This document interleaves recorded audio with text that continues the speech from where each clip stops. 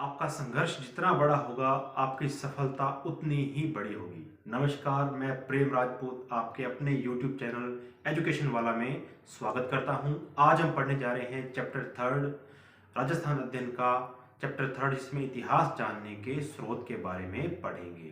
इससे पहले हम दो वीडियो बना चुके हैं क्लास सिक्स के चैप्टर फर्स्ट और चैप्टर सेकंड की। आज हम चैप्टर थर्ड के बारे में पूरी जानकारी लेंगे और इसी तरीके से हम क्लास सिक्स्थ की, सेवन्थ की, एट्थ, नाइन्थ और टेंथ राजस्थान अध्ययन को पूरे पीडीएफ के थ्रू हम इसको पढ़ेंगे, बहुत ही बारीकी से पढ़ेंगे। जब तक तोड़ेंगे नहीं तब तक छोड़ेंगे नहीं। चलिए शुरू करते हैं आज की हमारी वीडियो। आज की क्लास थर्ड चैप्टर हमारा राजस्थान कक्षा 6 भाग फर्स्ट। तो बढ़ते हैं आगे। दो चैप्टर हम कंप्लीट कर चुके हैं। आज हम पढ़ने जा रहे हैं इतिहास जानने के स्रोत, हमारा थर्ड चैप्टर। ठीक है, तो आगे बढ़ेंगे। बढ़ने से पहले चैनल को सब्सक्राइब जरूर कीजिएगा। और थर्ड चैप्टर है हमारा इतिहास जानने के स्रोत। तो स्टूडेंट, इतिहास जानने के दो भाग हैं। पहला आपका पुरातात्विक स्रोत और दूसरा है आपका साहित्यिक स्रोत। पुरातात्विक स्रोत और साहित्यिक स्रोत। अब पुरातात्विक स्रोत में क्या है? स्थान और घटना को समझा जाता है। स्थान और घटना को समझा जाता है पुरातात्विक स्रोत के अंदर। अब पुरातात्विक स्रोत के अंतर्गत आता है अभिलेख। अभिलेख पर का मतलब कहीं पर कुछ लिखा हो। अभिलेख यानी कि कहीं पर कुछ लिखा हो, जैसे आपका शिलालेख हो गया। ठीक है, शिलालेख हो गया। उसके बाद में पाषाण शिलालेख हो गया। पाषाण शिलालेख के बाद में स्तंभ लेख हो गया। उसके बाद भवनों, गुफाओं और मंदिर मठ की दीवारों पर कुछ लिखा हुआ हो गया। और पांचवा आता है मूर्ति पर कुछ लिखा हुआ हो। ठीक है, मतलब शिलालेख, पाषाण शिलालेख, स्तंभ लेख, भवनों, गुफाओं और मंदिर मठ की दीवारों पर लिखा हुआ और मूर्ति पर लिखा हुआ। ठीक है, मूर्ति पर लिखा हुआ। उसके बाद में उपयोग में क्या है? अभिलेख। अभिलेख का उपयोग गद्य और पद दोनों में मिलते हैं। अभिलेख गद्य और पद दोनों में मिलते हैं। और दूसरा है तात्कालिक शासकों और प्रशासन व्यवस्था की जानकारी मिलती है उपयोग में। ठीक है, अभिलेख की बात कर रहे थे। उसके बाद में आता है प्रशस्ति। प्रशस्ति क्या है स्टूडेंट? प्रशस्ति में कोई प्रशंसा की जाती है। प्रशंसा में लिखे गए अभिलेख, मतलब किसी की प्रशंसा की जाती है कि उस राजा ने ये कार्य किया और उस राजा ने इसका निर्माण करवाया, मतलब उसकी प्रशंसा में लिखा गया प्रशस्ति कहलाता है। प्रशंसा में लिखा गया अभिलेख प्रशस्ति कहलाता है। अब आता है प्रमुख प्रशस्तियां और अभिलेख कौन कौन से हैं? प्रमुख प्रशस्तियां और अभिलेख। अब आता है घड़ियालों। घड़ियालों अभिलेख। कौन सा? घड़ियालों अभिलेख। घड़ियालों अभिलेख, इसमें क्या है? प्रतिहार वंश की जानकारी मिलती है। उसके बाद में आपका आता है बिजोलिया अभिलेख। कौन सा आता है? बिजोलिया अभिलेख। बिजोलिया अभिलेख में चौहान वंश की जानकारी मिलती है। दो इंपॉर्टेंट बातें हैं स्टूडेंट कि आपका जो घड़ियालों अभिलेख है उसमें तो मिलती है प्रतिहार वंश की जानकारी। दूसरा आता है बिजोलिया अभिलेख और इसमें मिलती है चौहान वंश की जानकारी। ठीक है, दो इंपॉर्टेंट बातें हैं, एग्जाम में कई बार हमें देखने को मिलती हैं कि घड़ियालों अभिलेख में किस वंश की जानकारी मिलती है, तो आपका आंसर रहेगा प्रतिहार वंश। ठीक है, और बिजोलिया अभिलेख में अगर बात करें तो किसकी जानकारी मिलेगी? चौहान वंश की जानकारी मिलेगी। बढ़ते हैं आगे। ये इंपॉर्टेंट यहाँ पर क्वेश्चन निकलता है चीरवा का अभिलेख। कौन सा? चीरवा का अभिलेख। इसमें क्या है कि रावल समर सिंह युग की जानकारी मिलती है। चीरवा का अभिलेख रावल समर सिंह युग की जानकारी मिलती है। और उसके बाद में आता है स्मारक।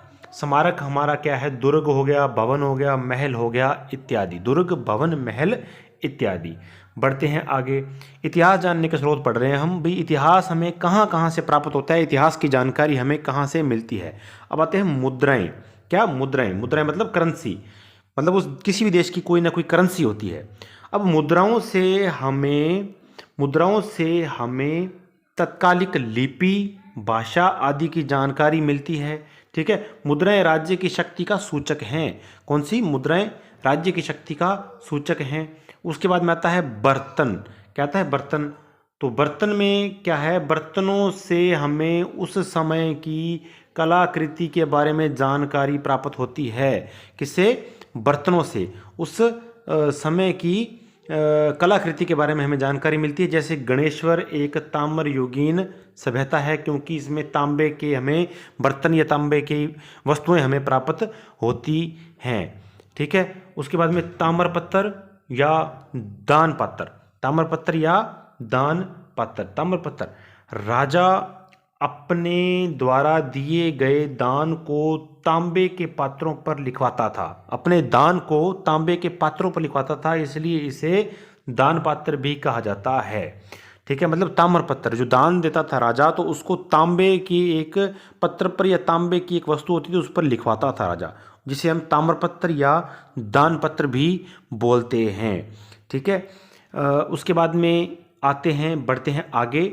साहित्यिक स्रोत। साहित्यिक स्रोत में क्या जानकारी मिलती है कि ये जो साहित्यिक स्रोत है इसमें आता है एक जयानक कृत। कौन सा? जयानक कृत। इसमें क्या है? जयानक कृत में पृथ्वीराज विजय महाकाव्य से चौहानों की उपलब्धियों का वर्णन मिलता है। ठीक है, पृथ्वीराज विजय महाकाव्य से चौहानों का वर्णन मिलता है। ठीक है, बढ़ते हैं आगे। हमीर महाकाव्य। कौन सा? हमीर महाकाव्य। हमीर महाकाव्य, इसमें क्या है? हमीर महाकाव्य में क्या है भाई? नयनचंद सूरी। कौन? नयनचंद सूरी से चौहान की उपलब्धियों की जानकारी मिलती है। अब चौहान और खिलजी की रणथंभौर विजय की जानकारी इसमें मिलती है। दोबारा रिपीट कर रहा हूँ इस बात को कि हमीर महाकाव्य है, किसके द्वारा रचित किया गया है भाई? नयनचंद सूरी द्वारा रचित किया गया रचना है एक। इसमें क्या है? चौहान वंश की उपलब्धियों की जानकारी मिलती है। चौहान और खिलजी की रणथंभौर विजय की जानकारी इसमें प्राप्त होती है। प्रमुख साहित्यिक कृतियाँ। प्रमुख साहित्यिक कृतियों में क्या है कि पृथ्वीराज रासो हो गया।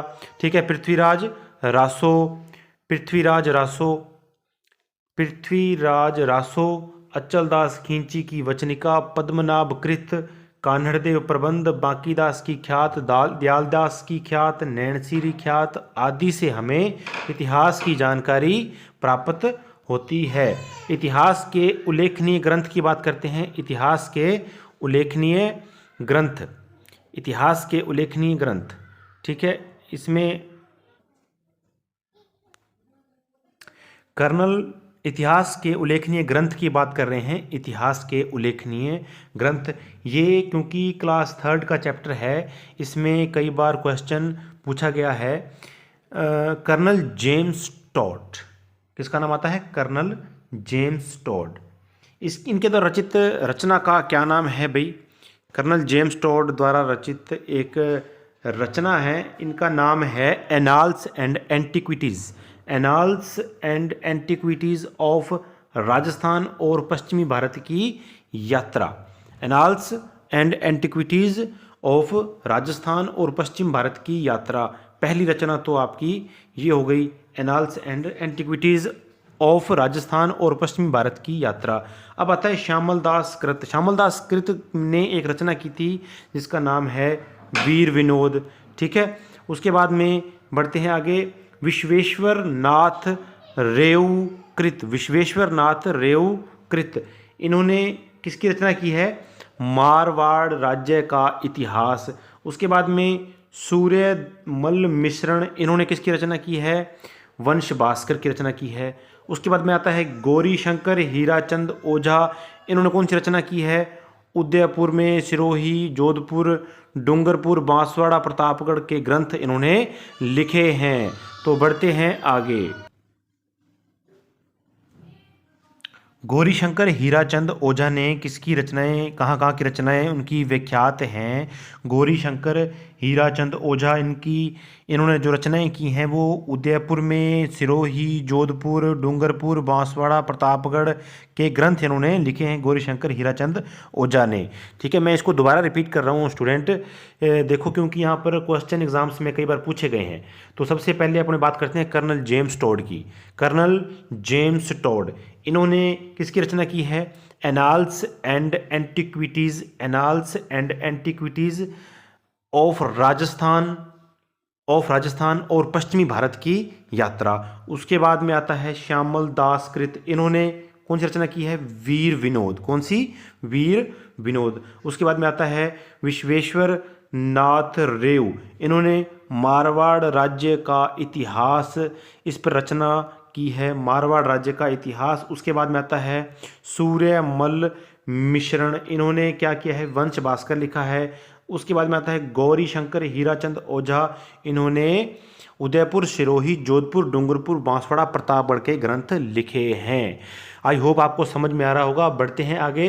ताम्रयुगीन सभ्यताएं निम्नलिखित में से प्रमुखतः कौन कौन सी हैं?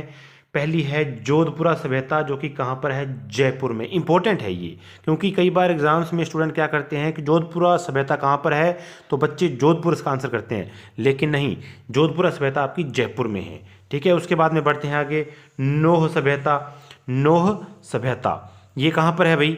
नोह सभ्यता आपकी है, नोह सभ्यता है आपकी भरतपुर में है। कहाँ पे है? भरतपुर में है। उसके बाद में गणेश्वर सभ्यता, ये कहाँ है? नीम का थाना सीकर में है। गणेश्वर सभ्यता कहाँ पे है? नीम का थाना सीकर में है।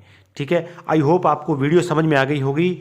और जो पीछे की तो दो चैप्टर हैं, फर्स्ट और सेकंड चैप्टर, वो आपको हमारे यूट्यूब चैनल में जाकर आप सर्च कर सकते हैं। और चैप्टर सीरियल वाइज हैं, first chapter, second and third. हम आपको पूरे कक्षा 6 की जो चैप्टर्स हैं आपको पूरे करवाएंगे। कक्षा 6, उसके बाद कक्षा 7, 8, 9 और 10 राजस्थान अध्ययन की जितनी भी बुक्स हैं उसका हम आपको पूरा रिवाइज करवा देंगे। आज हमने थर्ड चैप्टर पढ़ा है जिसका नाम था इतिहास जानने के स्रोत। अगली वीडियो में देखें राजस्थान में प्राचीन सभ्यता स्थल। तब तक के लिए नमस्कार, जय हिंद।